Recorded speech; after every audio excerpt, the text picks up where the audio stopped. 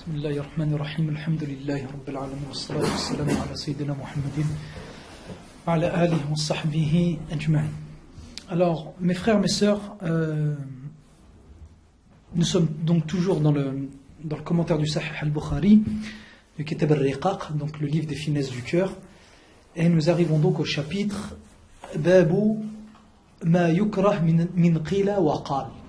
Babu ma yukrah min qila wa qal. L'imam al-Bukhari, on verra, alors non, on va le traduire tout de suite, ce qui est détestable, il dit l'imam al-Bukhari, le chapitre de ce qui est détestable, de ce qui est dit, de ce qui est répété. Qila wal qal, c'est-à-dire ce que vous, les on dit. D'accord? C'est les on dit. Qila, ce qui a été dit, wa qal, ce que l'on dit. D'accord? Donc les on dit. Ce qui est détestable parmi, en réalité, toutes les paroles que l'on entend et que l'on rapporte comme ça. Bien. L'imam al-Bukhari rapporte un seul hadith dans ce chapitre. L'imam al-Bukhari rapporte un seul hadith donc dans ce chapitre-là. Et donc il rapporte l'imam al-Bukhari. Haddathana Ali ibn Muslim, haddathana Hushaym, akhbarana ghayr wahid minhum Mughirah wa fulan, wa rajul thalith aydan, an al-Sha'bi an Warrad, كاتب المغيرة ابن شعبة أن معاوية كتب إلى المغيرة أن اكتب إلي بحديث سمعته من رسول الله صلى الله عليه وسلم قال فكتب إليه المغيرة إني سمعته يقول عند انصرافه من الصلاة لا إله إلا الله وحده لا شريك له له الملك وله الحمد وهو على كل شيء قدير 3 مرات قال وكان ينهى عن قيل وقال وكثرة السؤال وإضاعة المال ومنع وهات وعقوق الأمهات ووادي البنات. Alors, l'imam al-Bukhari rapporte, je passe la chaîne de transmission d'après Warrad. Il dit d'après Warrad qui était le secrétaire de Al-Mughira ibn Shu'ba. Donc Katib signifie donc le secrétaire, celui donc qui écrivait pour lui. Et donc il rapporte Warrad que Muawiya, donc un autre sahabi radiyallahu anhu, a écrit Al-Mughira, d'accord? Et donc Warrad c'est le secrétaire d'Al-Mughira, donc il est témoin de ça. Il dit Muawiya lui a demandé de lui écrire un hadith qu'il a entendu du prophète alayhi salatu wassalam.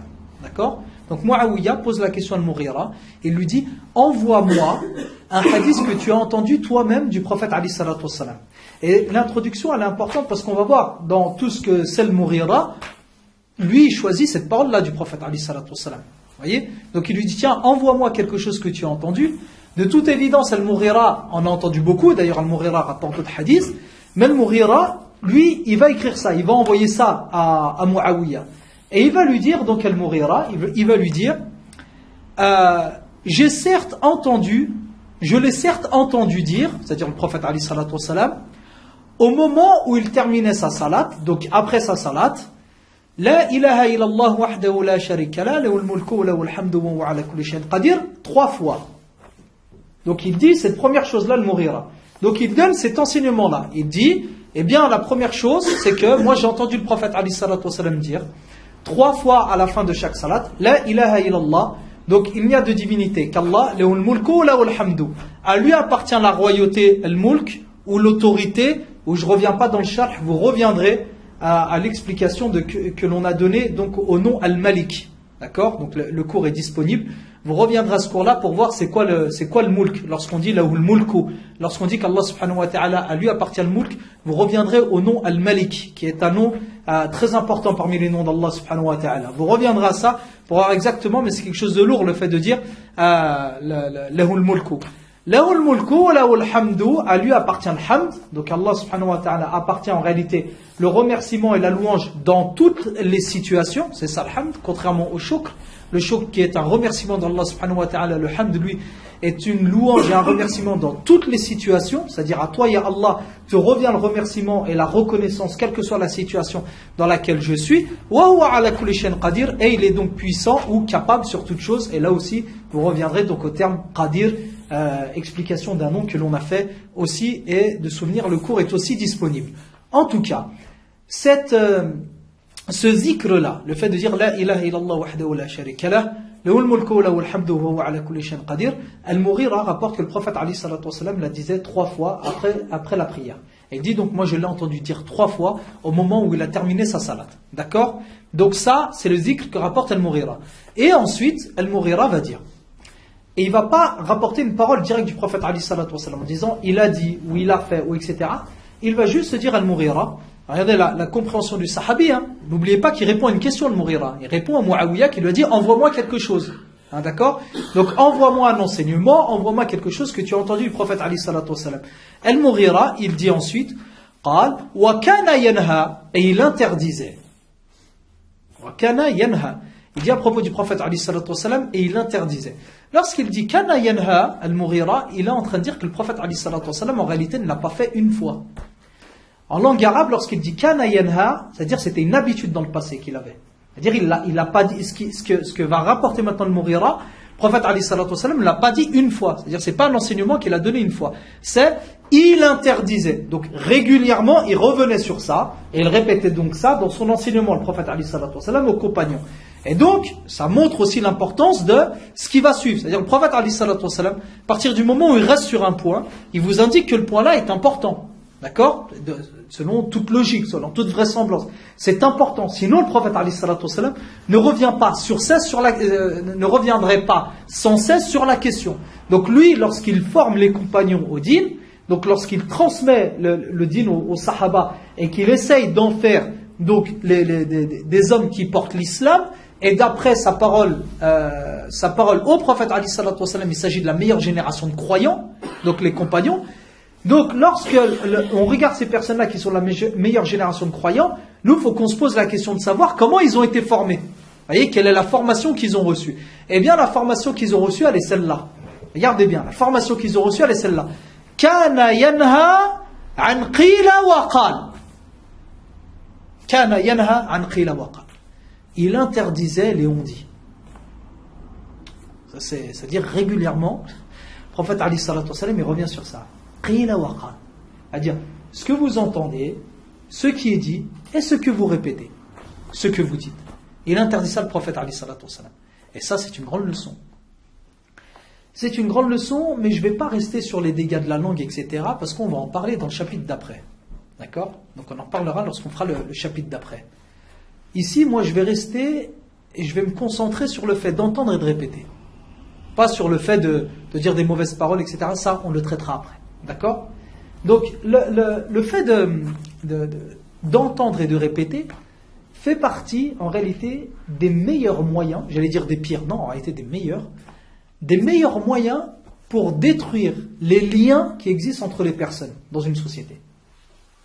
C'est-à-dire, parmi les moyens les plus efficaces, si vous voulez détruire efficacement les liens entre les personnes, essayez de transmettre tout ce que vous entendez, d'accord, comme vous l'entendez, et au pire, comme si vous pouvez rajouter une petite chose en même temps, c'est encore mieux. D'accord? Qila wa qal. À la fin, comme vous remarquerez toujours, à la fin, le mot qila il est important, c'est-à-dire on dit, il a été dit. À la fin, et vous remarquerez toujours chez ces personnes-là, qu'elles se défendent en disant non, moi j'ai entendu, moi je suis responsable de rien. Et c'est pas moi l'origine de la parole. Hein. Moi j'ai fait que l'entendre et je te le répète.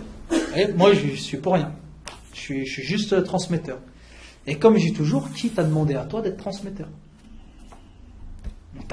Qui t'a chargé de cette mission-là? On t'a demandé quelque chose? T'as demandé. Donc lorsque toi tu viens et tu dis moi je fais que transmettre, hein. Moi je suis pour rien là-dedans.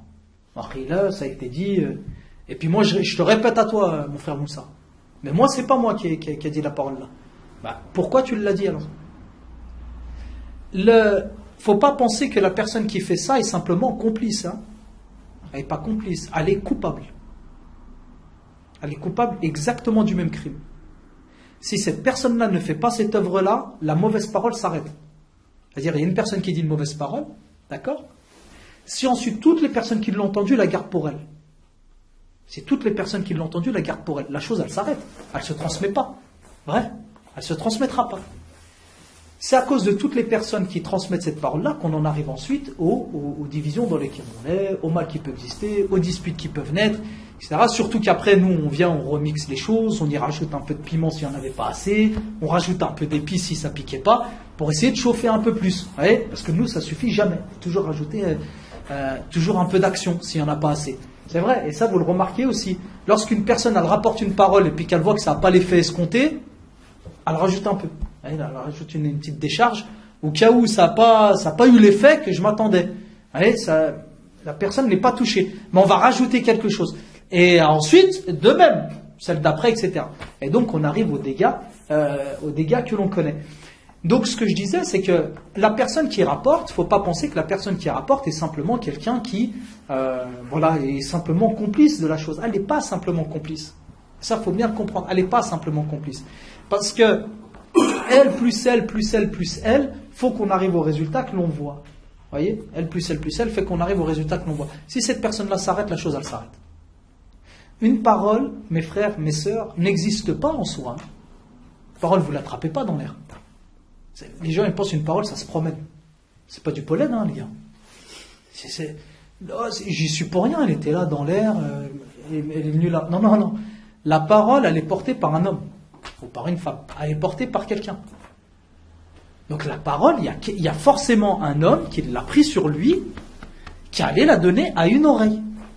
C'est vrai de dire, on dit, c'est quelqu'un qui a dit, non, il y a quelqu'un qui existe, qui est quelqu'un de très physique, et l'Yawm al-Qiyamah, il sera très physique devant Allah pour répondre à ce qu'il a fait. Ça va être quelque chose de très physique. L'enfer, c'est très physique.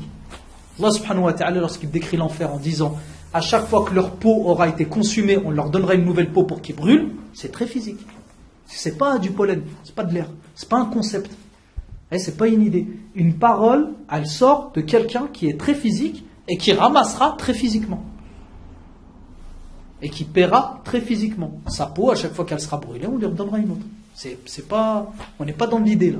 On est vraiment dans quelque chose, on n'est pas dans l'abstraction, on est dans le concret. Vous voyez ? Eh bien nous, on ne se rend pas compte de ça. On ne se rend pas compte de ça en pensant qu'on n'est pas responsable simplement en répétant. Mais on est responsable simplement en répétant. On est responsable simplement en répétant. Et le prophète, alayhi salatu wassalam, qui est là pour former une génération de croyants qui seront des exemples pour la suite, qui est là aussi, mes frères, mes sœurs, n'oubliez pas, pour constituer une société et un État, l'État de Médine, pour constituer une société et un État qui seront un État et une société modèle pour la suite. D'accord ? Une société et un État modèle pour la suite. Eh bien, le prophète, alayhi salatu wassalam, juge, d'accord ? Ça fait partie de la révélation. Allah subhanahu wa ta'ala veut les choses comme ça, que si vous voulez créer une société modèle, un État modèle, avec une fraternité modèle, une union modèle, et ceci ne va pas empêcher les sahaba ensuite de se disputer, etc. Il y aura des disputes, des dissensions très graves, etc. Mais le prophète alayhi salatu wassalam nous indique des éléments de la méthode, de la recette à appliquer si vous voulez que les choses tournent bien. Et il nous dit Kana yanha an qila wa qal. Il nous interdisait, ou il interdisait qila wa qal. Aujourd'hui, mes frères, et j'en profite pour rajouter dans le qila wa qal, on a vu le danger, etc. Donc le fait de répéter. Mais il y a aussi, j'en profite pour rajouter cette petite chose-là qui est une gravité dans la gravité. C'est lorsqu'on fait le qila wa qal, c'est-à-dire qu'on entend et qu'on répète les paroles, d'accord ? On entend et on répète les paroles de nos savants. D'accord ? Donc moi je parlais d'un point de vue général et moi je vais répéter, je vais vous montrer quelque chose de plus spécifique encore à propos des savants.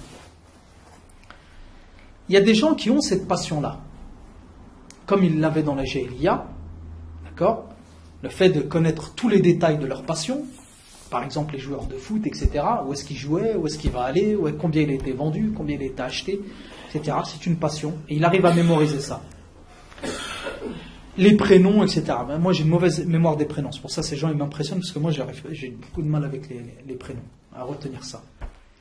Et ces gens-là, souvent, ensuite leur passion va se transformer et ils vont réussir aussi à être dans le qila wa qal. Donc il a dit, il a fait, etc. Il a transmis, etc. Mais à propos des savants, tel savant il a dit ça, l'autre il a dit ça, l'autre il a dit ça sur lui, l'autre il a répondu ça, l'autre il a posé cette question-là, il a répondu ça, etc. Et ils arrivent à retenir les noms. Et bien entendu, quand je dis les savants, bien entendu il ne s'agit pas des anciens, jamais des anciens, toujours des savants qui sont encore vivants. Comme ça, Comme ça chauffe encore. Vous voyez? C'est pas ceux qui sont morts depuis 1000 ans, donc il est dans la terre, la chose elle est réglée. Il faut toujours que ce soit là. Comme ça, au cas où s'il répond, je serai là encore pour transmettre.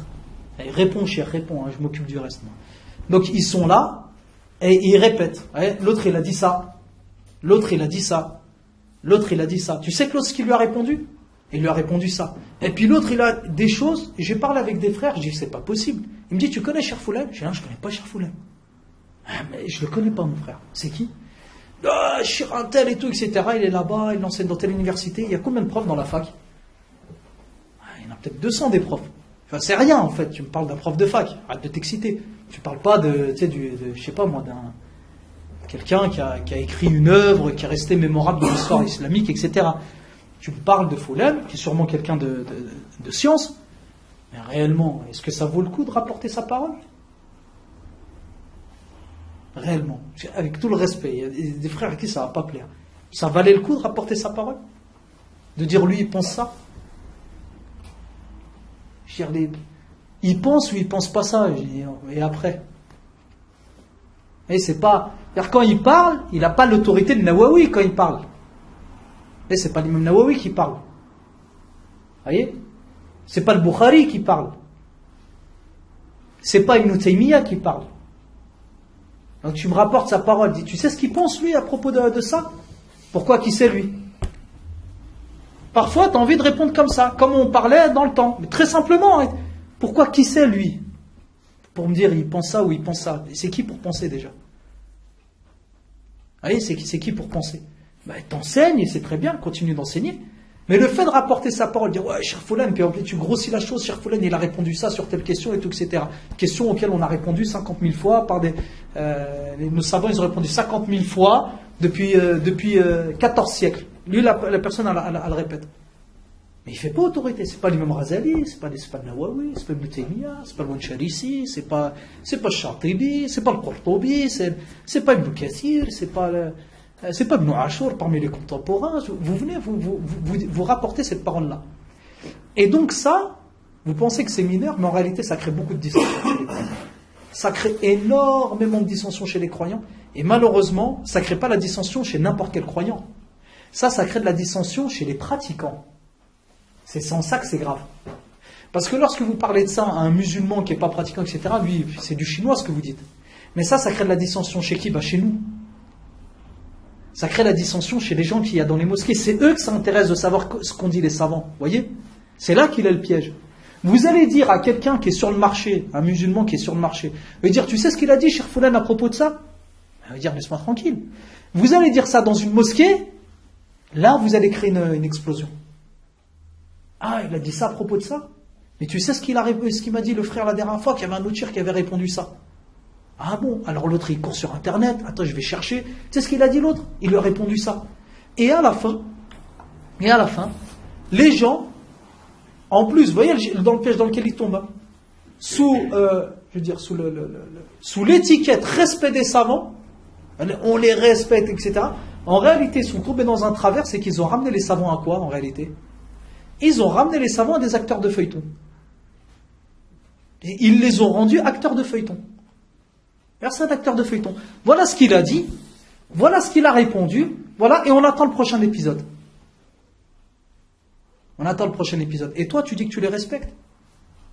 Tu dis que tu les respectes en allant rapporter leur parole. Mais laisse-les, s'ils veulent se parler, ils se parleront, ils n'ont pas besoin de toi. S'ils ont envie de se parler, ils se parlent. Il décroche son téléphone, il appelle l'autre, il lui parle. S'il a envie d'écrire un livre pour répondre, il écrit un livre et répond, il n'a pas besoin de toi. Pourquoi toi, tu viens me voir moi pour dire, tu sais, c'est l'autre ce qu'il a dit, il a écrit ça dans son livre. Laisse-moi, passe-moi son livre, si j'ai le temps de le lire, je le lirai. Si j'ai le temps. Tu sais, les musulmans, ils écrivent depuis l'époque de Sahaba, ils écrivent des livres. Je ne sais pas si j'ai le temps de lire un contemporain. Wallah. C'est vrai. Je dis en tout le respect, je ne sais pas si j'ai le temps d'aller lire un contemporain pour connaître son avis sur la musique ou la parole. Vu que ça, c'est des questions sur lesquelles on a écrit depuis 14 siècles, Wallah alim si j'ai le temps. Il y a des sommités qui ont écrit sur la question. Je ne sais pas moi si j'ai le temps de retourner encore à aller lire quelqu'un qui me rapporte ça. Ça, ils ont écrit les gens. Ils ont écrit. Je dis pas, vous me parlez d'une question contemporaine, est-ce qu'on a le droit de cloner quelqu'un? Jusqu'à preuve du contraire, j'ai jamais lu de livre dessus. Non, non, continuez de dormir, les gars. On s'occupe de tout. On s'occupe de tout. Sur ça, rien du tout. Sur le système économique pour remplacer le système qui est basé sur le riba et tout, etc. Rien du tout. Rien. Juste faites pas des prêts à intérêt, c'est tout.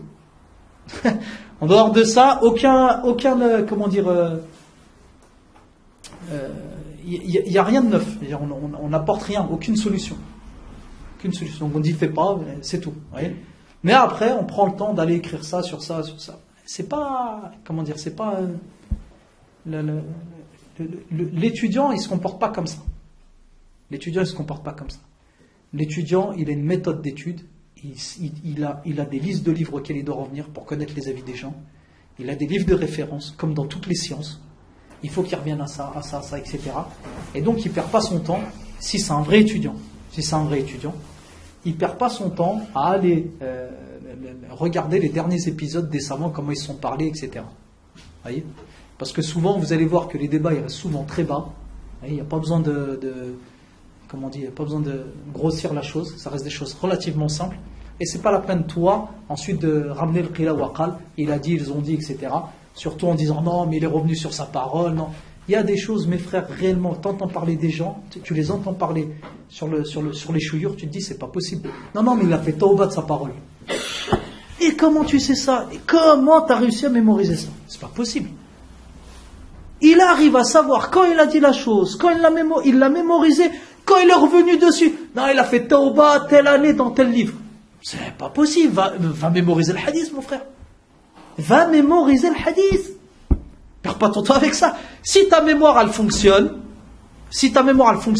à ce degré-là de précision, va mémoriser le hadith. Mais elle ne mémorisera pas. Parce qu'il n'est pas passionné par le hadith.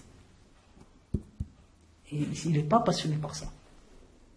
Il ne mémorisera pas les chaînes de transmission parce qu'il n'y a pas de passion là-dedans. Lui, il a de la passion. Lui, il mémorise quand il y a de la passion. Et sa passion à lui, elle n'est pas là. Sa passion à lui, elle est de savoir comment un tel, il a cassé un tel. Et donc là, il va mémoriser très très bien. Vous voyez ? Comme je disais tout à l'heure à propos des joueurs de foot. Tu mémorises très bien parce que ton cœur t'aide à mémoriser. Tu as un amour qui te fait mémoriser. Sinon, tu as du mal. Il suffit de mémoriser les joueurs de polo, ça ne rentre pas dans ta tête. Ça ne rentre pas. Bien, parce que ton cœur n'est pas là-dedans. Le polo, ça ne marche pas. Le foot, ça marche. Là, c'est pareil. Le hadith ne marche pas. D'accord ? Allez mémoriser les paroles des savants malikis sur la question, ça ne fonctionne pas dans ta tête. Il n'y a rien. Le fiqh, il ne fonctionne pas. Toi, il te faut du fiqh à coup de trick. Le fiqh tranquille, ça ne marche pas avec toi. La divergence tranquille, elle ne marche pas. Toi, il faut de la divergence pimentée. Vous voyez ? Il faut que ça chauffe, etc. Prémunissez-vous du qila waqal. Juste cette chose-là, et vous verrez, si c'est mis en pratique, vous verrez le niveau d'apaisement de la Ummah. Le niveau d'apaisement de la Ummah, rien qu'avec ça.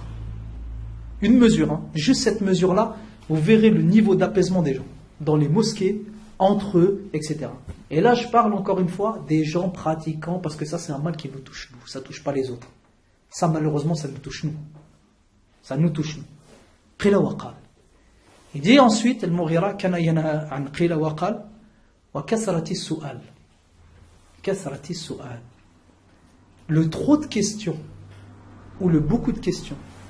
Ah, intéressant ça. Le prophète, alayhi salatu wa sallam, il interdit les questions. Alors, quand il parle, trop de questions. Plusieurs explications qui se complètent les unes les autres. La première, le fait de dire qu'il interdit, en fait, aux croyants, de poser des questions sur des choses qui ne le concernent pas. Tout simplement. Le fait de poser des questions sur des choses qui ne le concernent pas. Ceci conforté par un hadith du prophète alayhi salatu wa sallam, où est-ce qu'il dit fait partie du bon islam du croyant, le fait de ne pas se mêler de ce qui ne le regarde pas.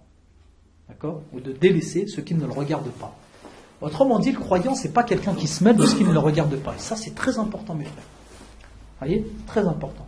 Posez pas des questions à quelqu'un sur quelque chose qui le concerne lui, et vous savez que vous n'allez pas l'aider. Vous savez très bien que vous n'allez pas l'aider, donc allez pas lui demander quelle est sa situation. Vous voyez, il y a des gens, ils vous demandent, et au fait, ça va, t'arrives à payer ton loyer? Non, j'y arrive pas, pourquoi? Non, comme ça. Fais-moi un chèque au moins. Fais quelque chose. Là, tu me demandes quelque chose, et puis après tu pars. T'arrives à t'en sortir? Franchement, c'est difficile. En ce moment, c'est difficile. Ah, d'accord. Ah non. Renseigne-toi sur la chose, change la chose. Sinon, c'est quelque chose qui ne te regarde pas. Sinon, c'est quelque chose qui ne te regarde pas. Ça, c'est valable pour tout. Et là, encore une fois, on voit le vice de l'être humain. L'être humain est plein de vices. On voit le vice de l'être humain. Non, mais c'est pour t'aider. Allez, c'est pour t'aider. Ça, on le voit beaucoup, excusez-moi mes sœurs, mais chez vous. Non, je me renseigne juste pour savoir comment ça va dans ton foyer. Mais c'est pour te rendre service, Inch'Allah. Tu ne vas rien rendre service du tout. Tu ne te rends même pas service à toi. Tu vas rendre service à moi. Vous voyez, tu n'arrives même pas à régler tes affaires, tu vas régler les miennes. Règle déjà les tiennes, Inch'Allah, puis après on verra. Et donc, sous couvert mais je vais t'aider à améliorer ta situation, en réalité, tu vas apaiser ton cœur en apprenant la situation catastrophique de l'autre en face. Parce que ça fait toujours du bien de savoir que quelqu'un s'en sort moins bien que toi. Et ça va mieux tout d'un coup. En fait, je pensais que j'étais sous terre, mais en fait, non, il y a un gars encore en dessous. Ça va mieux. Et puis après, ça va. Mais en réalité, sur ça, c'est quoi qui t'a fait amener à ça? C'est j'ai envie de connaître ta vie. Pour rien. Pour rien. Je vais connaître ta vie pour rien. Et donc, le kasrati su'al, première des choses, première explication que l'on donne, c'est le fait de se mêler de ce qui ne regarde pas la personne. Regardez bien comment on va arriver à une société tranquille, apaisée. Je répète pas ce que j'entends et je me mêle pas de ce qui ne me regarde pas. Hein, vous verrez, il y a des vieux, parfois, ils vous disent, moi j'ai vécu comme ça, le gars il s'est jamais engueulé avec qui que ce soit dans toute sa vie. Rien qu'avec ça. Je répète pas ce que j'entends, je me mêle pas de ce qui ne me regarde pas. Je reste comme ça. Vous voyez, j'ai pas de problème. Kasrati su'al, il vient aussi pour parler du fait de... Parce que su'al, c'est pas simple, on le comprend comme la question, mais en arabe, c'est pas simplement la question, c'est aussi le talab, le fait de demander une chose. Kasrati su'al, le fait de mendier. Donc de demander aux gens qu'on me donne quelque chose. Voyez. Donc c'est le fait de mendier. Et donc le prophète Ali sallallahu alayhi wa sallam interdit ça, et ceci est confirmé, parce qu'à chaque fois vous voyez qu'un hadith complète l'autre. De toute manière, ceci est confirmé par d'autres hadiths, parce que le prophète Ali sallallahu alayhi wa sallam, on a vu ça, hein, on les a expliqués ces hadiths-là. Le prophète Ali sallallahu alayhi wa sallam nous dit, la main qui est au-dessus est meilleure que la main qui est en dessous. C'est-à-dire que celui qui donne est meilleur que celui qui prend. Et donc le prophète Ali sallallahu alayhi wa sallam nous disait, normalement la personne n'a pas à être dans cette situation-là. Elle est dans une situation de mendicité en extrême nécessité. En extrême nécessité. C'est-à-dire que le musulman est celui qui, par tous les moyens nécessaires, va éviter de demander aux autres. Va éviter de demander aux autres. Et c'était l'enseignement que le prophète Ali sallallahu alayhi wa sallam donnait aux sahaba, le fait de ne rien demander aux gens. Soyez indépendants les uns des autres. Le prophète Ali sallallahu alayhi wa sallam, lorsqu'il dit quelqu'un qui mendie alors qu'il n'en a pas besoin, c'est comme s'il se griffait le visage, c'est violent. Il n'y a pas de meilleur bien que le bien que vous aurez obtenu par le travail de vos mains. Ça c'est violent comme hadith. Hein. Les musulmans, il faut qu'ils se le remettent en tête celui-là. Il n'y a pas de meilleur bien que le bien que vous avez gagné avec vos mains. Et le musulman, il mendie. Le musulman, il mendie. Et on sait très bien qu'il y en a qui demandent alors qu'ils n'en ont pas le besoin. Très bien qu'il y en a qui demandent alors qu'ils n'en ont pas le besoin. Le prophète Ali sallallahu alayhi wa sallam ne veut pas un croyant comme ça. Il veut un musulman qui donne, pas un musulman qui prend. Mais le musulman n'est pas avare. Vous voyez, le prophète Ali sallallahu alayhi wa sallam, il donnait, et ensuite il a donné cette notion-là au Ansar. Il a dit, tout ce que vous me demanderez, jamais je ne le garderai, je vous donnerai. Mais sachez, et ensuite il donne la leçon. Mais sachez, et ensuite il donne la leçon. Ne demandez pas. Contentez-vous de ce que vous avez. Il n'y a pas de meilleur bien qui a été donné à l'être humain, sinon le sabr, l'endurance. D'accord? Al-ghina, ghina al-nafs. La richesse, c'est la richesse de l'âme. Disait le prophète Ali sallallahu alayhi wa sallam. La richesse, c'est pas de posséder, c'est d'être rassasié. C'est pas de posséder, c'est d'être rassasié. C'est-à-dire, ce que tu as, ça te suffit. C'est ça être riche. C'est ça être riche. Être pauvre, c'est ne jamais être rassasié, quels que soient les biens que tu as. Et c'est vrai, si tu es extrêmement riche du point de vue de la quantité, mais tu as toujours envie, tu es dans cette situation-là de pauvre. C'est-à-dire j'ai besoin. Tu es dans le besoin. C'est vrai, tu es dans le besoin exactement, de demander. Donc le fait de demander, le prophète nous dit non, c'est pas le croyant qu'on veut. C'est pas le musulman qu'on veut. Le musulman qu'on veut, c'est un musulman qui donne, c'est pas un musulman qui prend. Et c'est pas une charge pour les autres. Et ça, on va le revoir pas tout de suite après. C'est l'autre leçon qui donne le prophète alayhi salatu wassalam. C'est pas quelqu'un qui prend, c'est quelqu'un qui donne. Et donc, kathrati su'al, c'est ça aussi.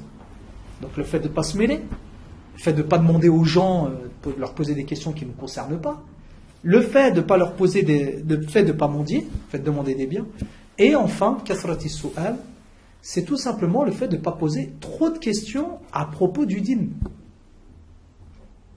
Ça aussi. Allah subhanahu wa ta'ala nous dit dans le Coran, La tas'alu an ashya in tubda lakum tasu'kum.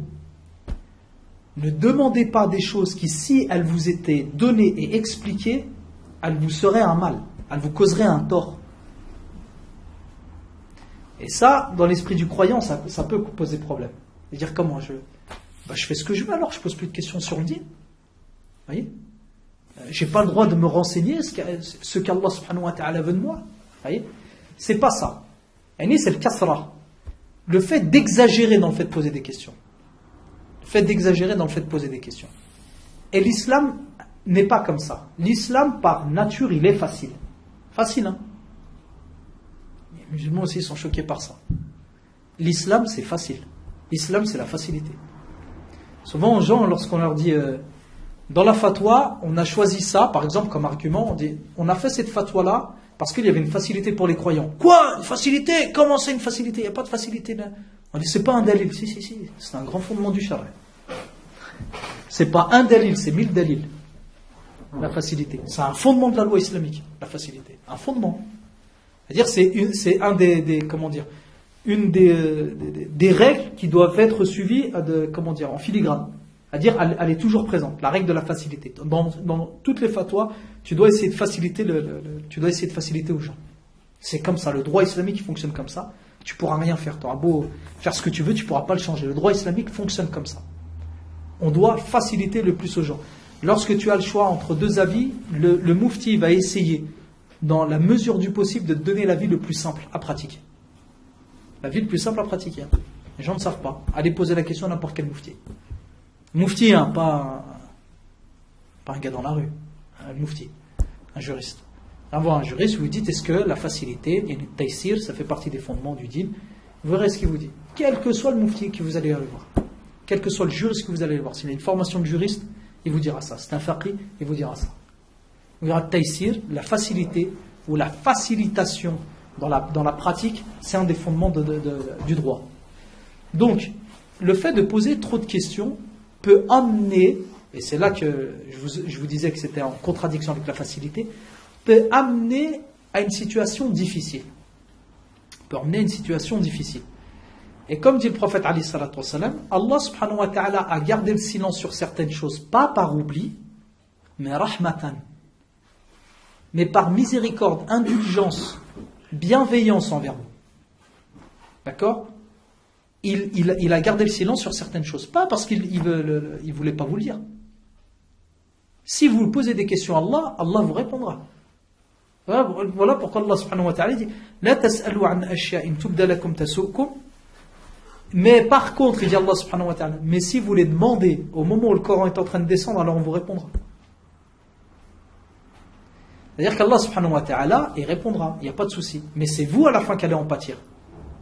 Et cette grande leçon, on la tire de qui? C'est où qu'on a vu ça? C'est où qu'on a vu que beaucoup de questions a mené à une religion très compliquée à mettre en pratique? Chez les collègues de Banu Israël. Tu es une vache, comment faut qu'elle soit? Sacrifie une vache. Je sais pas c'est quoi une vache. Prends une vache, sacrifie-la. Non, faut qu'elle soit de quelle couleur? Il faut qu'elle soit comme ça. Exactement, je voudrais savoir.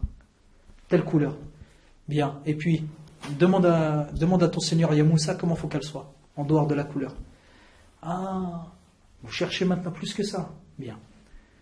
Faut pas qu'elle ait travaillé dans un champ. Faut qu'elle soit de telle taille. Faut qu'elle soit de telle grosseur. Allah, il répond, il n'y a pas de problème. Vous en voulez, on va vous en donner. Telle couleur, etc. À la fin, Banu Israël n'arrive pas à la trouver. Pose des questions, il pose des questions. Ils auraient pu prendre n'importe quelle vache. Vous devez sacrifier une vache, prenez une vache. Non, eux, ils cherchent. Elle est comment la vache? Tu veux savoir comment elle est? Eh bien, elle est comme ça. Et à la fin, ils ne la trouvent pas. Ils ont failli pas la trouver. Quand ils l'ont trouvée, ils l'ont payé à un prix exorbitant. Voilà. Les Juifs, ils ont la législation la plus dure. La législation la plus dure. Voilà, c'est comme ça. Vous voulez poser des questions? On va vous en donner. Allez, ramassez. Ramassez. Quelqu'un qui aujourd'hui pratique la loi juive, il ne peut pas vivre dans la société dans laquelle tu es. Ils peuvent être choqués par ça. C'est qu'il ne pratique pas son dîn. S'il est avec toi, il vit quotidiennement avec toi, il ne pratique pas son dîn. C'est pas possible. Il ne peut pas manger ce que tu manges, il ne peut pas s'asseoir à ta table, il ne peut pas utiliser tes couverts, il ne peut pas manger comment dire, à partir de dans une restauration collective, soit dans une cantine, dans un restaurant, il ne peut pas. C'est impossible. C'est impossible. Il y a trop d'interdictions, ne serait-ce que les interdictions alimentaires. Ne serait-ce que les interdictions alimentaires. Autrement dit, il a été coupé par la loi. Vous voulez ça, vous allez être coupé par la loi. La loi, on va vous la donner. Elle va être tellement dure, vous serez obligé de vivre entre vous, et même entre vous, vous n'allez pas vous en sortir. C'est quelque chose de complètement fou. Quelque chose de complètement fou. Si vous revenez aux détails de la loi juive, vous allez des difficultés incroyables. Des difficultés incroyables. C'est quelque chose de complètement fou. Pourquoi? Kasrati su'al. Le trop de questions. Et ainsi le prophète Ali sallallahu alayhi wa sallam, il dit quoi? Peut-être qu'il parle d'eux, ou peut-être qu'il parle de quelqu'un d'autre. Il dit le prophète Ali sallallahu alayhi wa sallam, les communautés qui vous ont précédés se sont perdues à cause du trop de questions et du fait qu'ils sont divergés d'avec leur prophète. Au pluriel, anbiya. Donc ils ont divergé de leur prophète. C'est-à-dire qu'ils posent trop de questions et ensuite ils n'ont pas été sur la voie qui a été laissée par leur prophète. Les communautés auparavant ont été perdues à cause de ça. Lorsque le prophète met en garde les musulmans concernant cette chose-là, donc le fait que les communautés avant se sont perdues à cause de ça, il est en train de nous dire, ne faites pas ça. Ne faites pas ça parce qu'Allah subhanahu wa ta'ala vous répondra toujours. Mais vous allez avoir une loi trop compliquée. Vous allez avoir une loi trop compliquée. Et ça, c'est l'esprit de la loi. Et à côté de ça, parce qu'il faut avoir un équilibre, le musulman, en réalité, doit poser des questions pour savoir comment il faut qu'il pratique son dîn. Il ne le pratique pas comme il veut lui. Il faut qu'il pratique son dîn. Mais il faut qu'il pose des questions sur ce qui le concerne. Et ça rejoint le point numéro 1. Ainsi, nos savants, lorsqu'ils expliquent Kasrati Su'al, ils disent ne posez pas des questions concernant le dîn à propos de choses qui ne sont pas arrivées. Ne posez pas des questions sur des choses qui ne sont pas arrivées. Posez des questions sur des choses que vous vivez. Voyez? Posez des questions sur des choses que vous vivez. Posez pas des choses. Imaginons que ce soit comme ça, et puis si la chose elle se passe comme ça, et puis etc. Non. Pose des questions.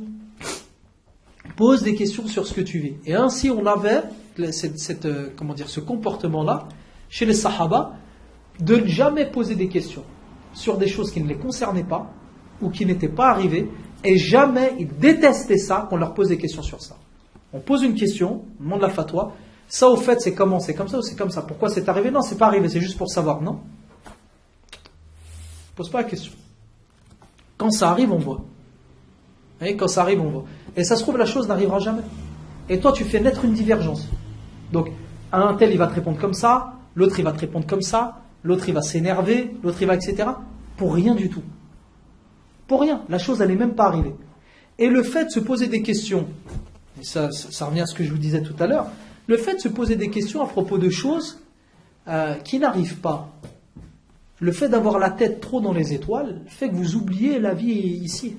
Et vous oubliez les vrais problèmes et les vraies questions qui se posent. Les vraies questions qui se posent. Vous voyez?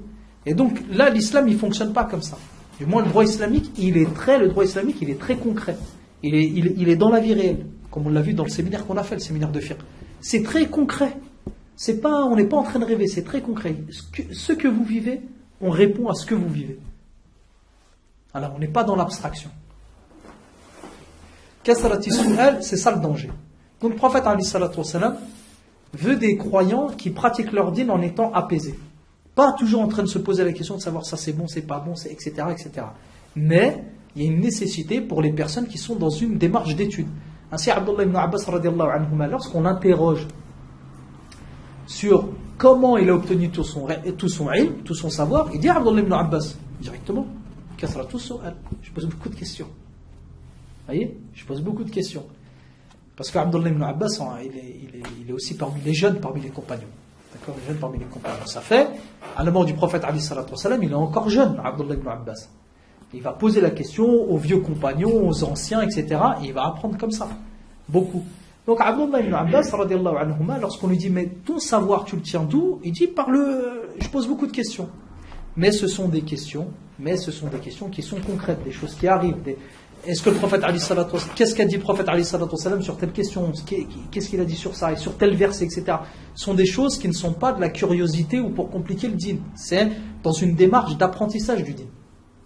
C'est une démarche d'apprentissage du dîn. Et donc il faut être nous dans cette démarche-là. C'est-à-dire d'avoir, en réalité, ça revient à ça, avoir un cœur pur au moment où on pose la question. Avoir un cœur pur. Est-ce que mon but c'est d'apprendre ou est-ce que mon but c'est juste de pouvoir ensuite en discuter avec quelqu'un et lui en mettre plein les yeux? Tel il a dit ça, l'autre il a dit ça, etc. etc. Vous voyez? Il dit ensuite, ida'atil mal.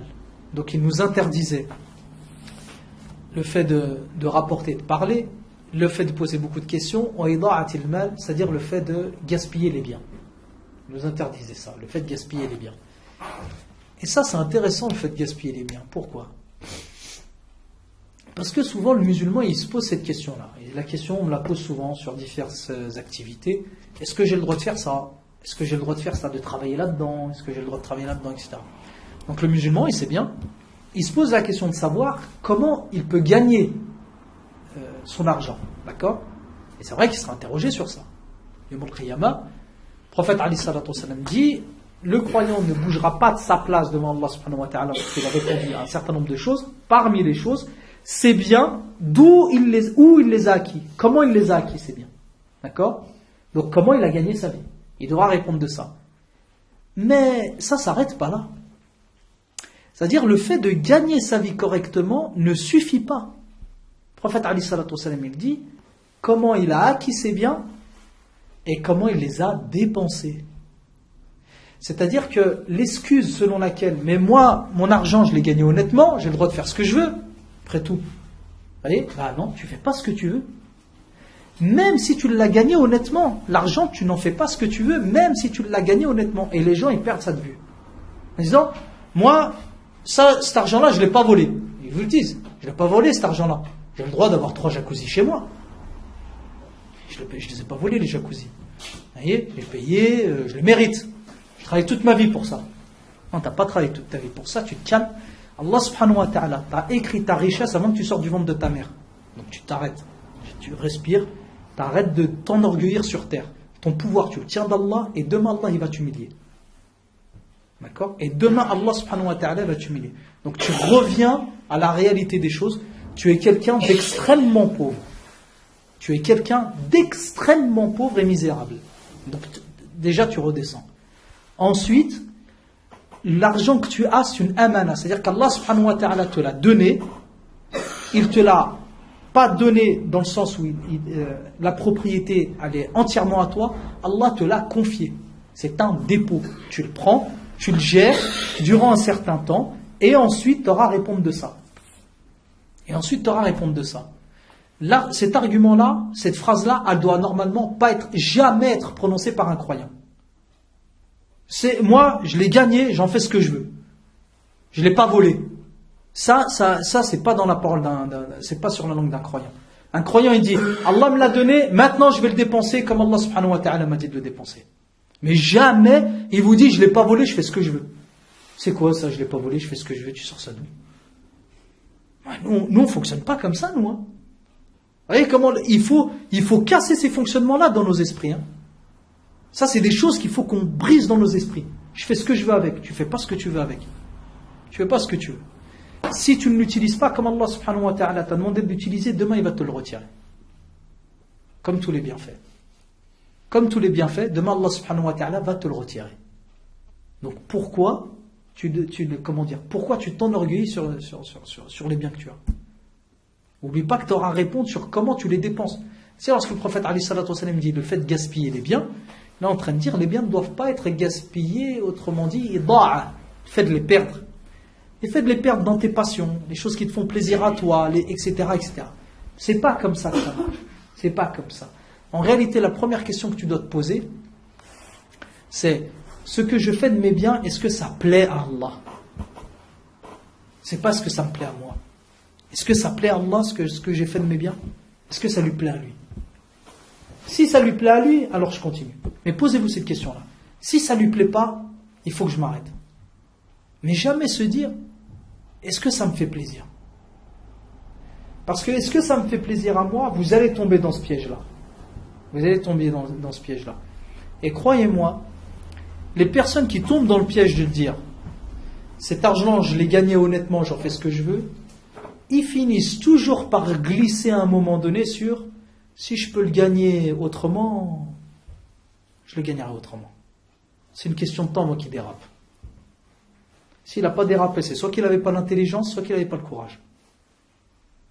Soit il n'avait pas l'intelligence de le gagner autrement son argent, donc il fait ce qu'il peut faire, ou soit il n'avait pas le courage de faire, il n'avait pas le courage de sortir des lois. Mais jamais après, vous dites, moi je suis honnête, t'es honnête, t'as surtout peur, ou t'es pas fut-fut. Mais sinon, c'était une question de temps, moi, qui dérape. C'est une question de temps. Quelqu'un qui parle comme ça, en disant, moi c'est mon plaisir qui compte, si c'est ton plaisir qui compte, pourquoi tu as peur des lois? Va braquer une banque, c'est ton plaisir qui compte. Pourquoi il ne la braque pas? Pas de courage, pas de plan. S'il est sûr de s'en sortir, il la braque. S'il est sûr de s'en sortir, il la braque. D'ailleurs, posez un billet de 100 € sur une table et laissez-le dans la pièce. Puis il va partir. C'est bon, c'est pas dur, je peux le prendre, pas besoin de plan. Personne qui me voit, pas besoin de courage, j'ai pas peur, c'est bon. C'est une question de temps avant que ça dérape. Parce que déjà au départ, il y a une mauvaise, t'es mal parti. T'es mal parti. Alors dès le départ, moi je dis, mon but c'est le fait de satisfaire Allah subhanahu wa ta'ala, dans le fait de gagner, dans le fait de dépenser. Je parle pas de gagner, dans le fait de dépenser. Moi je veux dépenser comme Allah veut. Déjà en fait mon plaisir, je l'ai maîtrisé. Et mon nefs, je l'ai maîtrisé, je le tiens. Mon ego, je le tiens. Et non. Mon but, c'est pas de me faire plaisir à moi, c'est de faire plaisir à Allah subhanahu wa ta'ala. C'est de lui montrer que je vaux, l'amana qu'il m'a donné. Le dépôt qu'il m'a confié, j'en suis responsable. Eh bien, lui, il sera honnête dans son travail. Lui, automatiquement, par la suite, il sera honnête dans son travail. Il gagnera ses biens correctement. Faites en sorte qu'il les dépense correctement, il les gagnera correctement. Mais juste le fait de les gagner correctement, il va finir par déraper. Si l'argument c'est bon, je les gagne bien, donc je les dépense comme je veux, il finira par déraper dans le fait de les gagner. Parce que ça lui suffira jamais. Il suffira jamais ce qu'il a. Banu Adam, qu'est-ce qu'il dit le prophète alayhi salatu wa sallam? Ibn Adam, pardon. S'il avait une montagne d'or, qu'est-ce qu'il veut? Une deuxième. S'il a une deuxième, une troisième. Il n'y a rien qui remplit la bouche de l'homme, sinon la terre. Il n'y a que la tombe qui va le remplir. Il n'y a que la tombe qui va le rassasier. Il n'y a rien d'autre. Avec la tombe, la terre, Torab. C'est ça qui le remplit. Wa man'i wa hat. Il dit le prophète alayhi salatu wa sallam. Ça c'est magnifique. Wa man'i wa hat. Une belle expression ça. Man' wa hat. Le man', interdiction. Il dit le prophète alayhi salatu wa sallam, interdiction wa hat. En fait, c'est une expression pour dire il nous interdisait le fait de refuser les droits qu'on avait sur nous. C'est-à-dire quelqu'un il a un droit sur moi. Je suis dans le man'. C'est-à-dire non, j'ai pas à te donner cet argent par exemple, ou j'ai pas à faire ça pour toi par exemple. C'est-à-dire le haq que les gens ont sur moi, je leur donne pas. D'accord? Vous comprenez ça, c'est bon? Le droit que les gens ont sur moi, je leur donne pas. Mais le droit que moi j'ai sur eux, je le réclame. Man'in wahat. Autrement dit, c'est quoi ça? Man'in wahat. Hein? C'est... Je cherche un mot, je ne trouvais pas. En réalité, c'est ce que l'on trouve dans la société, c'est le... comment on pourrait appeler ça? d'une manière tranquille. En réalité, c'est le train de savate. C'est la personne qui est là à vous dire, moi je veux ça, donc il est toujours en train de demander son droit, d'accord, son haq à lui, mais lui il n'a aucun devoir. Il a que des droits. Il a que des droits, il n'a aucun devoir. C'est le boulet de la société. Le boulet de la société. Celui qui tire les gens vers le bas. Celui qui pourrit le monde. Celui qui n'a que des droits. Dans la vie, j'ai que des droits. J'ai le droit à ça, j'ai le droit à ça, j'ai le droit à ça. Mais lui n'a aucun devoir. Lui n'a aucun devoir. Je vois ma vie et ma situation que comme une série de droits que j'ai sur la société. Mais moi, la société, je ne lui apporte rien du tout. Vous voyez? Je ne lui apporte rien. Eh bien, le prophète Ali sallallahu alayhi wa sallam dit voilà, il nous interdit le man'in wa had. Donc il nous interdit quoi, le prophète Ali sallallahu alayhi wa sallam? D'être quoi? D'être des boulets, des traînes savates. Des gens qui demandons, mais qui ne donnons jamais rien. Qui sommes le problème et pas la solution dans une société. Et nous, on crée que du problème, mais on ne donne rien. Non. Le prophète Ali sallallahu alayhi wa sallam crée une communauté qui apporte la solution, du bien, pas du mal. Pas du mal. Et ça, c'est une mentalité aussi qu'on a beaucoup eue. Et qu'on a encore, nous musulmans ici. C'est un défaut que l'on a souvent. C'est ça, mais on a le droit à ça. C'est automatique. Je suis très clair sur ça. Hein. Mes frères, on n'a pas le droit d'avoir des mosquées. Est-ce que vous avez le droit? J'ai le droit d'avoir une mosquée. Non, tu l'achètes. C'est comme tout le monde. Tu payes. Pourquoi tu dis, non, on va aller voir le maire. Il va nous donner un terrain. J'ai le droit. Qui t'a dit que tu as le droit? Qui t'a dit ça? C'est marqué où que tu as le droit? Tu n'as le droit à rien. Tu n'as le droit à rien du tout. On ne donne rien dans la vie. C'est à toi de prendre.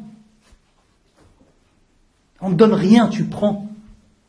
Non, je ne te demande rien, c'est moi qui le paye. Par contre, ne m'empêche pas de l'acheter. Ah, ça c'est autre chose. Mais le musulman ne pourra jamais exiger ça. N'aura jamais la force de dire ne m'empêche pas d'acheter et de faire. Pourquoi? Parce qu'il y aura toujours quelqu'un dans les rangs des croyants qui sera misérable et qui sera en train de dire non, on va lui demander, il est gentil. Et donc en vous voyant, l'homme d'autorité en vous voyant, en regardant la communauté qui est là devant lui, il dit ouais, c'est vrai qu'il y a 2 hommes forts, mais à côté de ça il y en a 50 qui sont extrêmement faibles. C'est vrai ou pas? Parce que les autres sont tous en train de mendier. Kathratu su'al.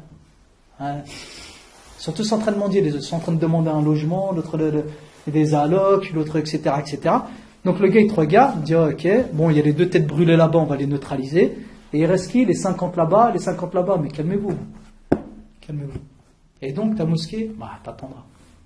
Ton terrain je te le donne pas, etc. Mais t'as raison, moi je suis avec toi. Moi je suis d'accord avec lui. Parce que le monde il fonctionne comme ça. Le monde il fonctionne pas avec des faibles. Les forts ils prennent le pouvoir, ils dirigent les faibles. Et c'est tout. Vous voulez prendre votre part du gâteau? Alors allez la prendre, ne la demandez pas, prenez-la.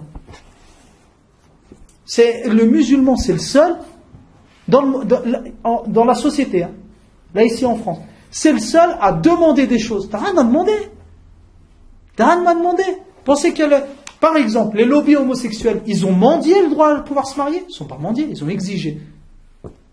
Pensez que la loi elle est passée comme ça? Elle est passée parce qu'ils sont sortis dans la rue, ils ont dit on aimerait se marier entre nous. Non, ils ont fait pression.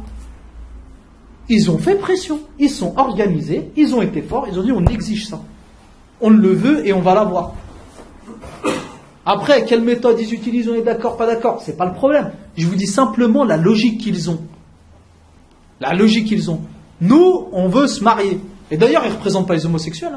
Hein. Non, c'est juste les organisations qui étaient fortes, qui sont allées voir, qui ont dit écoute, vous passez, prochaines élections, vous allez nous marier. D'accord?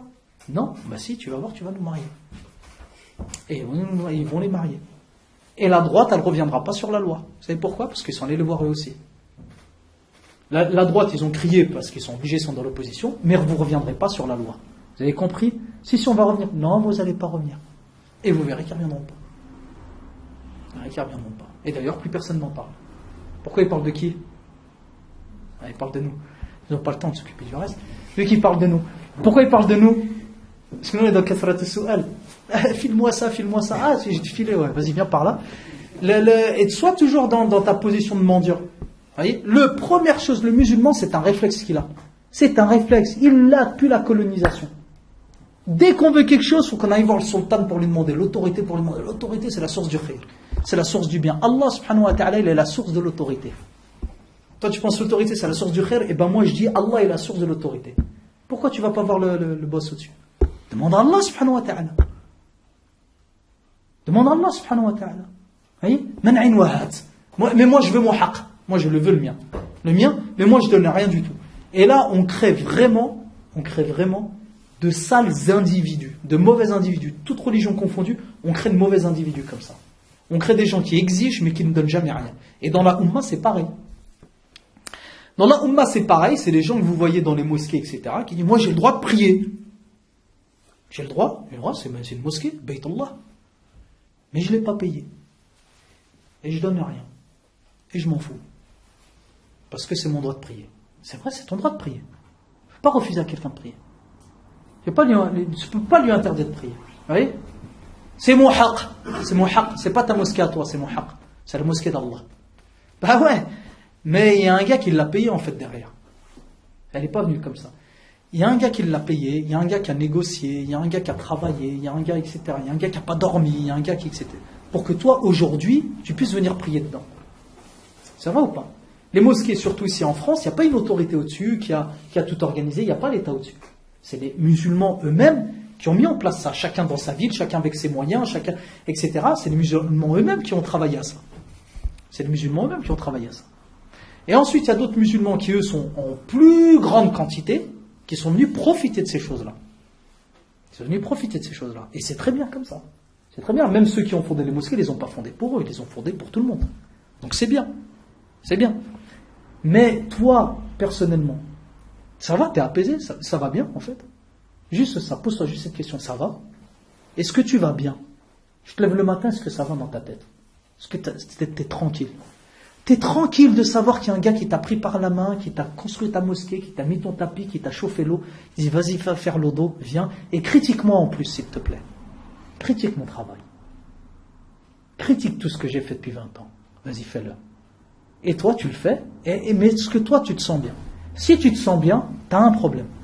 Si tu te sens pas bien, c'est déjà bien, et maintenant, tu es sur la voie du changement. C'est déjà ça. Tu as déjà fait un bon constat. Mais déjà, tu te sens bien. Si tu te sens bien réellement, si tu ne sens aucune gêne à être comme ça, je peux rien pour toi. Je peux rien. T'es déjà, ton cerveau, il a déjà ramassé. T'es déjà dans une mauvaise vision des choses. T'es dans, j'ai le droit à tout, je donne rien.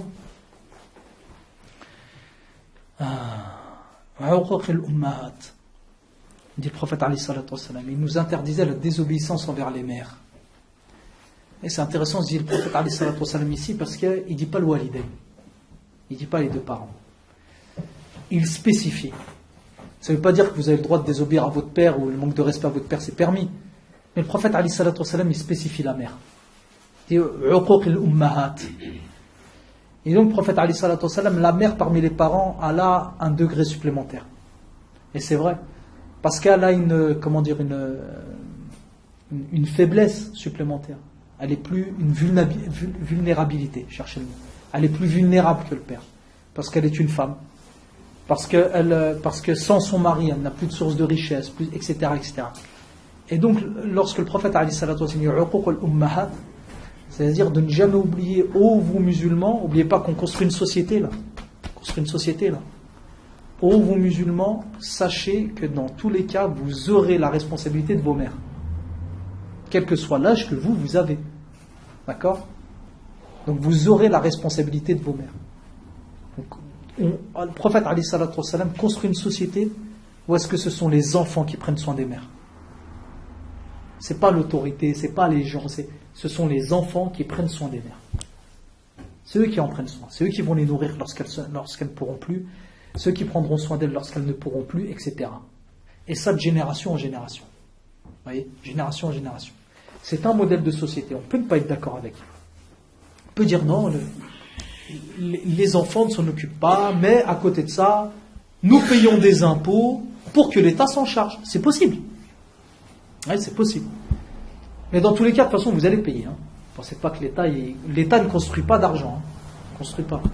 S'il vous donne une allocation, c'est qu'il l'a pris à quelqu'un. Lui, il ne produit rien. L'État, il est au-dessus, il prend, il redonne, il redistribue. Mais il ne produit pas des billets. Enfin, si, il produit des billets, mais en fonction de sa richesse. Sinon, un mode compliqué. Mais il ne faut pas penser que l'État invente de l'argent. Si vous a donné 500 euros, c'est qu'il a pris les 500 euros à quelqu'un. D'accord? Bien. Et s'il ne les a pas pris à quelqu'un, il est en déficit. D'accord? Donc lorsque l'État se charge de la personne âgée, etc., c'est qu'elle a pris l'argent à quelqu'un, tout simplement. Et en réalité, ça revient exactement au même. Vous allez finir par vous occuper des anciens, par un système détourné, mais vous allez finir par vous en occuper.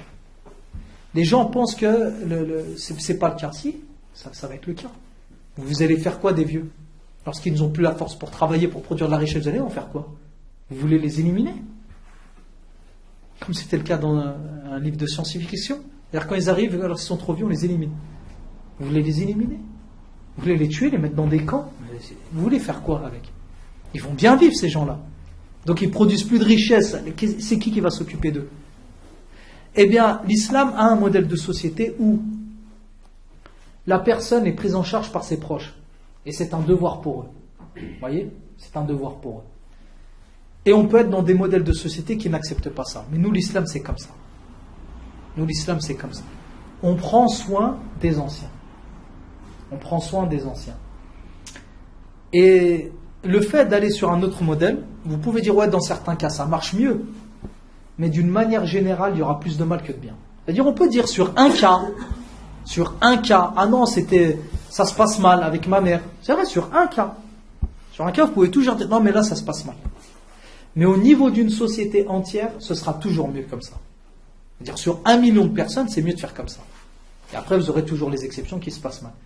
Est-ce qu'aujourd'hui, vous pensez, subhanallah, qu'on est arrivé dans un modèle, nous, ici, de société qui est bon, vis-à-vis, par exemple, de la relation avec ses anciens? Souvenez-vous de la canicule qu'il y a eu en 2003. En 2003, moi je me rappelle donc de cette canicule-là, où est-ce que les vieux étaient morts chez eux, morts de chaud, chez lui. Incroyable. Et après, je me souviens surtout des reportages que j'avais vus 3 ou 4 mois après, où est-ce qu'il y avait, donc par exemple, la mairie de Paris qui disait: on n'a toujours pas retrouvé la famille, on l'a mis dans une fosse commune. C'était obligé, on l'a gardé, on a stocké le corps et tout. Personne n'a rien réclamé. Personne n'a rien. 4 mois après la mort, il n'y a toujours rien. C'est-à-dire, déjà il est mort. Bon, classe, déjà ça ne devait pas arriver. Mais au-delà de ça, 4 mois après la mort, il n'y a toujours personne qui a réclamé, qui a dit: tiens, au fait, il est où? Alors que la personne, elle existe, hein, elle a des papiers, elle a un livret de famille, autrement dit, il a eu une femme à un moment dans sa vie, ou un mari, il y a des enfants inscrits, ou s'il n'y en a pas, il y a des neveux, et puis il n'y a rien. 4 mois après, donc il y a personne qui demande de vos nouvelles. C'est-à-dire que vous mourrez, vous disparaissez de la surface de la terre, et personne ne s'en inquiète. Vous vous rendez compte du degré de solitude dans lequel devaient vivre ces personnes-là? Vous, si demain vous ne donnez plus de nouvelles, vous éteignez votre téléphone, enfin j'espère pour vous, Inch'Allah, sinon ça risque d'être chaud, mais si demain vous éteignez votre téléphone, je pense que c'est une question d'heures ou de jours avant qu'on vienne frapper à votre porte. Je pense. Demain vous éteignez votre téléphone, vous ne répondez plus au téléphone. D'accord? Vous allez avoir un appel, 2 appels, 3. Je pense au bout de 3 jours, on va venir frapper à votre porte un maximum. Votre frère, votre soeur, votre mère, votre père, j'en sais rien. Quelqu'un va venir chez vous. Imaginez-vous être dans un degré de solitude. Vous êtes tellement coupé du monde que vous ne répondez plus, vous ne parlez plus, personne s'en inquiète. Personne s'en inquiète. 4 mois après, on n'a toujours pas retrouvé la famille des personnes. On les a enterrés comme ça. On pense parfois que les enseignements du prophète alayhi salatu wassalam sont extrêmement simples. Ils sont extrêmement simples et extrêmement complexes. Ils sont souvent très petits à faire et avec d'énormes conséquences derrière. Uquq al-ummahat, on dit oui c'est bon, je vais obéir à ma mère, on me dire d'aller chercher le pain, j'irai. Il y a quelque chose derrière. Il y a une société qui est en train de se construire. La société islamique. Il y a un modèle de vie qui est en train de naître. Et enfin le prophète alayhi salatu wassalam il dit wa wa'dil banat. Wa wa'dil banat. Et ça visait directement les Arabes de la Jahiliya, à dire d'enterrer les filles. Ça revenait à ce que faisaient tuer les filles donc par l'ensevelissement. Donc lorsqu'ils avaient un nouveau-né fille, de le tuer à la naissance. par honte et aussi par peur de la pauvreté. Si Allah subhanahu wa ta'ala dit وَلَا تَقْتُلُوا أَوْلَادَكُمْ مِنْ إِمْلَاقٍ نَحْنُ نَرْزُقُكُمْ وَإِيَّاهُمْ خَشْيَةُ الْإِمْلَاقِ نَحْنُ نَرْزُقُكُمْ وَإِيَّاهُمْ. Allah subhanahu wa ta'ala dit, mais attention sur ça que je vais revenir là. Souvent les Arabes ils sont présentés, et c'est inutile pour moi de les présenter comme ça, on les présente comme des gens qui étaient barbares dans la Jahiliya. Et donc en fait ça a un but ça, souvent. C'est on abaisse pour ensuite monter le niveau de l'islam. C'est-à-dire, regardez comment ils étaient bas, et ça fait on exagère. Vous voyez là, on exagère. Comme ça, après, on montre la transformation qui a été l'islam, comme ça agrandit l'islam. Vous voyez, est-ce que l'islam a fait de ces gens-là? Comme si c'était des hayawan, comme si c'était des animaux avant. C'est pas des animaux. Pas des animaux, les Arabes avant. Ils n'étaient pas organisés en État, etc. Mais c'était pas des animaux, ils étaient très intelligents. Et regardez ce qu'Allah subhanahu wa ta'ala dit. Il dit pas, ils tuaient leurs enfants. Ils tuaient leurs enfants par peur de la pauvreté, de la famine. Et ça se tient, c'est logique. Ça se tient, c'est logique. Parce que nous, à leur place, on aurait réagi comme ça. Dans le désert, dans un monde où tout le monde se pille les uns les autres, où est-ce qu'il n'y a pas de culture, de culture d'agriculture, etc. Tu peux arriver à des situations très, très compliquées dans ta vie. Et comme je disais aux frères lorsqu'on enseignait la Sira, lorsque tu es dans des situations très compliquées, il n'y a pas un docteur qui t'appelle, il n'y a pas un État qui t'appelle à la rescousse, il n'y a pas le soutien alimentaire, il n'y a pas la banque alimentaire, il n'y a pas une épicerie sociale, il n'y a rien. T'as rien, tu meurs. D'accord? Bien. T'as rien, tu meurs. Maintenant, t'as des enfants qui naissent. Tu peux rien y faire, les enfants ils viennent. D'accord? Les enfants naissent. Les enfants naissent, t'as un garçon qui sera plus tard source de force pour ta tribu. Pas parce que t'es un garçon. Parce que t'es musclé, que tu te bagarres, tout simplement. Dans un monde violent, celui qui se bat a automatiquement un avantage sur celui qui ne se bat pas. D'accord? Le monde des Arabes est un monde violent, un monde de razzia, un monde où donc on se pille les uns les autres, où il y a des guerres, etc. Qu'est-ce que vous préférez? Très logique, pour un garçon ou une fille? Très logiquement. La fille sera source de frais, de charges, tout au long de sa vie. Tout au long de sa vie. Elle est petite, vous devez la nourrir. À l'âge adulte, ça va vous causer des problèmes, et vous devrez vous en débarrasser le plus tôt possible pour qu'elle soit la charge de quelqu'un d'autre. Voyez? C'est pour ça que par exemple en Inde, il ne faut pas penser qu'ils sont stupides les Indiens. Ils sont en réalité très logiques. En Inde, c'est la famille de la femme qui paye une dot, pas l'inverse. Pourquoi? C'est très logique. Le père, il paye pour sa fille parce que prends-la. Prends-la. Moi, elle me coûte, je te dédommage. Et ainsi, tu la sors du foyer. Et non, là, les barbares, non, ils ne sont pas barbares, ils n'ont juste pas d'alloc. Vous voyez? Ça, je ne supporte pas lorsqu'on juge des peuples sur leurs habitudes, alors que les habitudes des peuples sont souvent extrêmement logiques et extrêmement terre-à-terre. Faut arrêter de regarder les gens comme si nous, on avait tout compris, on était bien, etc. Non, s'ils ont inventé ça, c'est qu'il y avait un besoin. C'est mauvais, oui, mais alors inventez autre chose pour le remplacer. Ainsi, le prophète, lorsqu'il vient avec l'islam, il dit, faites pas ça, il s'arrête. Tuez pas vos enfants. Et puis il s'arrête. Mais s'il avait juste dit ça, les Arabes, ils auraient continué à tuer leurs enfants. Pourquoi? Parce qu'il n'y a rien pour changer. Le prophète dit, non, vous inquiétez pas, ça va changer. Arrêtez de tuer vos enfants, et moi j'assure la zakat derrière. Ben voilà. J'ai mis en place un système où est-ce qu'on va prendre de l'argent aux plus riches pour le redonner aux plus pauvres. N'aie pas peur de la pauvreté, t'inquiète pas, on va s'occuper de toi. T'inquiète pas, on va s'occuper de toi. Et effectivement, on s'occupait de lui. Est-ce qu'il y a eu ensuite des familles? Il n'y a plus de familles. S'ils ont arrêté de les tuer, c'est pas parce qu'ils ont reçu un ordre comme ça. S'ils ont arrêté de les tuer, c'est qu'il y avait aussi le système derrière qui leur permettait. Il y avait une alternative à ça. T'offres pas d'alternative, tu vas rester dans le problème. Tu auras beau dire ne faites pas, ne faites pas, ne faites pas. Si tu n'apportes pas d'alternative à un problème, retenez bien ça, c'est une règle en or. Si vous n'apportez pas d'alternative, vous ne changerez pas le problème. Vous ne réglerez pas le problème. Le prophète alayhi salatu wa sallam dit tuez pas les filles. D'accord, ben on va s'occuper du reste. On va s'occuper du reste. Bien. Et il y aura la zakat qui prendra en charge les gens les plus pauvres, etc., etc. Bien. Mais si vous interdisez aux gens sans leur donner d'alternative, ils vont rester là-dedans. Ne leur donne pas ça. Ne leur dites pas ça. D'accord? Donc, la dernière chose que le prophète alayhi salatu wa sallam interdisait, c'était ça. D'après le Mughira, et donc je termine sur ça, je conclus.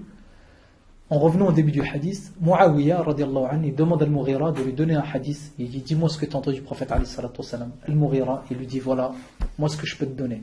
Et en réalité, lorsqu'on lit ça, on dit, la première fois, on a un réflexe de dire, de tout ce qu'il aurait pu dire Al-Mughira, il dit ça. Ben non. De tout ce qu'il a dit, de tout ce qu'a dit le prophète alayhi salatu wassalam, en réalité, Al-Mughira, il a fait un condensé, il a dit, si ça, tu t'y tiens, c'est bon. On a construit une communauté forte. Arrête qila waqal. Le fait de rapporter les propos, les on-dit, le beaucoup de questions, le fait de gaspiller les biens, le fait d'être toujours dans le fait de demander tes droits, mais jamais de les donner aux autres. D'accord ? Jamais de les donner aux autres. Le fait de respecter les mères, la mère de famille, le fait de respecter la mère de famille, de ne pas rompre les liens avec elle. Et enfin, de ne pas tuer les petites filles, c'est-à-dire on arrive à une société qui est morale, à des gens qui sont moraux, à des gens qui sont, qui n'ont pas besoin d'une autorité pour les obliger à faire quelque chose. Ils ont la crainte d'Allah dans le cœur, ça suffira.